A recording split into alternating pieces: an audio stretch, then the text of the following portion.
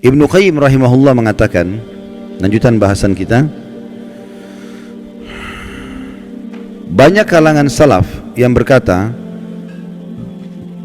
setelah mereka meninggal orang-orang pun sering mendatangi kuburan mereka, lalu membuat patung-patung mereka. Kemudian setelah masa demi masa berlalu, akhirnya disembahlah patung-patung tersebut. Ini maksudnya penjabaran daripada tafsir tadi Al-Quran itu, ayat sebelumnya yang sudah kita baca. Tadi kita sedang membahas tafsir surah Nuh ayat 23 ya. Jadi awal-awalnya dibuat patung-patung, sampai akhirnya di kuburannya mulai dibuat patungnya, dengan alasan syaitan bisikan supaya tidak lupa mukanya ya.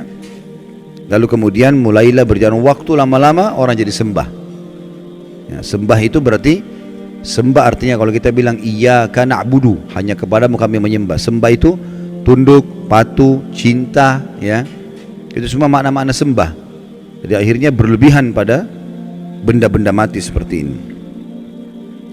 Diriwayatkan dari Umar radhiyallahu anhu bahwasanya Rasulullah sallallahu alaihi wasallam bersabda dalam hadis Bukhari Muslim, "La tatruni kama atratin nasara ibn Maryam, innama ana abdun faqulu abdullahi wa rasuluh." Jangan pernah kalian berlebihan dalam memujiku sebagaimana orang-orang Nasrani telah berlebihan memuji Isa putra Maryam. Aku hanyalah seorang hamba, maka katakanlah hamba Allah dan Rasulnya ya. Jadi Nabi Isa itu dulu alaihissalam, kaumnya awal menganggap dia nabi, manusia biasa. Awalnya Hawariyun, sahabat-sahabatnya dulu begitu.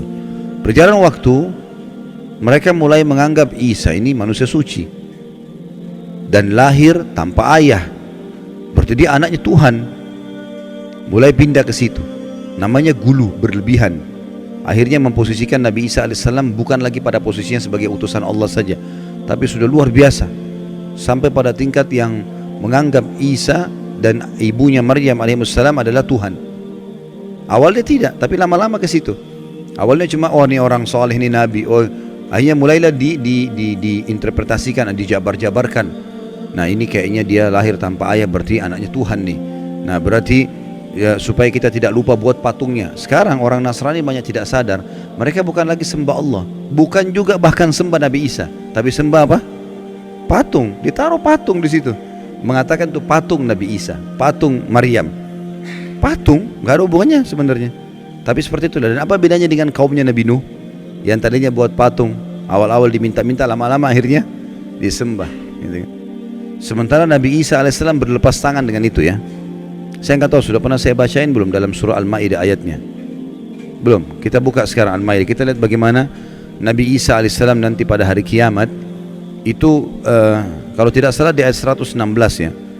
Bagaimana Nabi Isa alaihissalam nanti dihakimi oleh Allah, maksudnya Allah subhanahu wa ta'ala akan mengajak bicara Isa di depan makhluk semuanya, terutama pengikutnya yang menganggapnya sebagai Tuhan. Sudah buka 116? Baik, saya bacakan. A'udzubillahi minasyaitonirrajim. Wa idh qala Allahu ya Isa ibn Maryam anta qulta lin-nasi ittakhiduni wa ummi ilahaini min dunillah. Qala subhanaka ma yakunu li an aqula ma laysa li bihaq. In kuntu qultuhu faqad alimta ta'lamu ma fi nafsi wa la a'lamu ma fi nafsik innaka anta 'allamul ghuyub. Dan ingatlah ketika Allah berfirman, hai Isa putra Maryam, maksudnya nanti hari kiamat nih, di depan orang-orang semua, apakah engkau mengatakan kepada manusia, jadikanlah aku dan ibuku dua Tuhan selain Allah? Maksudnya ada Tuhan lain ya, Trinitas yang mereka bilang itu. Isa menjawab alaihissalam, maha suci engkau, tidaklah patut bagiku mengatakan apa yang bukan hakku mengatakannya. Jika aku pernah mengatakan, maka tentulah engkau mengetahui apa yang ada pada diriku, dan aku tidak mengetahui apa yang ada pada diri engkau. Sesungguhnya engkau maha mengetahui perkara-perkara yang gaib. Lalu Nabi Isa mengatakan 117-nya, ma qultu lahum illa ma amartani bihi an i'budullaha rabbi wa rabbakum wa kuntu alaihim syahidan ma dumtu fihim falamma tawaffaitani kunta antar raqiba alaihim wa anta ala kulli syai'in syahid. Aku tidak pernah mengatakan kepada mereka kecuali apa yang engkau katakan kepadaku, yaitu sembahlah Allah Tuhanku dan Tuhan kalian. Ini ajaran Nabi Isa AS kepada orang-orang Nasrani. Enggak pernah dia bilang, jadikan saya sebagai anak Tuhan, jadikan ibu saya sebagai Tuhan. Dan aku menjadi saksi terhadap mereka selama aku berada di antara mereka. Maka setelah engkau wafatkan aku, engkau lah yang mengawasi mereka, dan engkau adalah maha menyaksikan atas segala sesuatu. Jadi nanti pada hari kiamat pernyataan Allah subhanahu wa ta'ala yang akan disampaikan kepada Isa alaihi salatu wassalam. Dan Nabi SAW mengatakan, jangan pernah kalian berlebih-lebihan dalam memujiku, sebagaimana orang-orang Nasrani telah berlebih-lebihan memuji Isa putra Maryam. Aku hanyalah seorang hamba, maka katakanlah hamba Allah dan Rasulnya, ya, Abdullahi wa Rasuluh. Juga sabda Nabi SAW di dalam hadis riwayat Imam Ahmad, Tirmidzi, Ibnu Majah dari Ibnu Abbas radhiyallahu anhuma, bahwasanya Rasulullah SAW bersabda, iyyakum wal ghulu fa innama ahlaka man kana qablakumul ghulu. Jauhilah oleh kalian sikap berlebihan, karena sungguhnya sikap berlebihan itu yang telah menghancurkan umat-umat sebelum kalian. Jadi ini akan membinasakan, karena kalau ada orang, ada dosa-dosa, ada dua macam Bapak Ibu sekalian ya. Ada dosa syahwat, dosa yang diikuti dengan hawa nafsu, kayak zina, riba, ya, mencuri. Ini orang yang melakukannya tahu kalau dia salah. Semua orang tahu salah.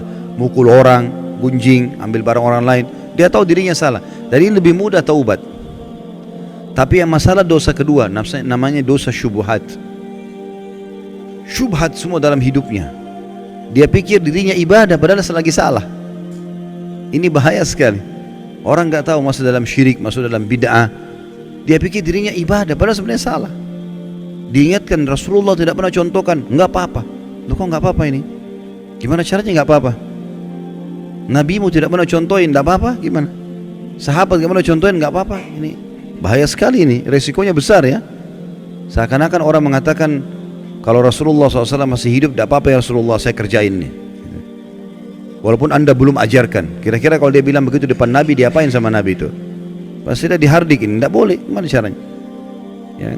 Para sahabat saja tidak ada yang berani itu. Ada yang pernah bilang, kan ada beberapa sahabat yang melakukan perbuatan Nabi nggak pernah contohkan. Jangan lupa loh, waktu itu wahyu masih turun.